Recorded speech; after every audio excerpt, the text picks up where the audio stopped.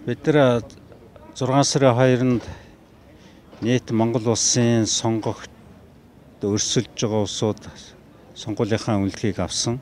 Тэгээ эрхэн нээгдсэн.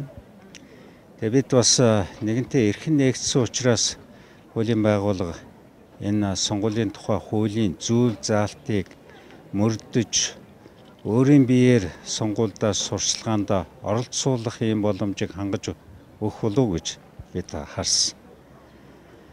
Энэ ингэсэнгүй бас хэд хоног харлаа. Тэгээд яа харахгүй одоо нэгэнтээ суллахгүй нь ойлгомжтой учраас одоо хүүгийнхээ өмнөөс би сурчлагааг нь хийгээ явж байна. Тэгээ миний хүү хэлдэг шүү дээ одоо сэтгүүлч та бүхэнд улс төр орсон цагт хууль үйлчилдэг юм байна. Яг л энийг харагдаж байна. Ингээ одоо уулзаад тойргийнх нь хүмүүсээр уулзаа явж байхад бас ард иргэдийн байр суурь ямар байна вэ танд?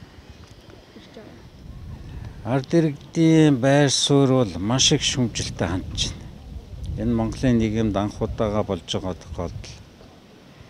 4 жилд ард иргэд маань эрхээ эдэлж төрийнхөө дээд байгууллагыг өөрсдийнхөө төлөөллийг сонгон төрийнхөө дээд байгууллагыг байгуулдаг.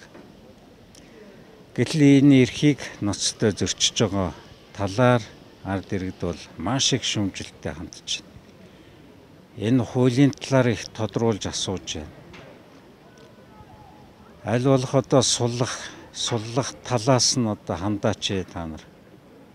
Бид бас өөрөөс нь мөрийн хөтөлбөрийн сонсомоор байна штэ гэдгийг ард иргэд бас ярьж байна. Мэдээж одоо Намтай баяр бол туршлагатай улс төрж 2 удаа улсын их хурлын гишүүнээр сонгогдсон. Хөдөлмөр нийгэм хамгааллын сайдаар ажилласан.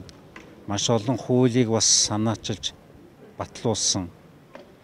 Тийм учраас улс орныхоо хувьд, ард иргэдийнхээ сайн сайхны хувьд сонгогдсон тойргоо хөгжүүлэхийн тухайд өөрөө бодож, боловсруулж мөрийн хөтөлбөрөө бичсэн.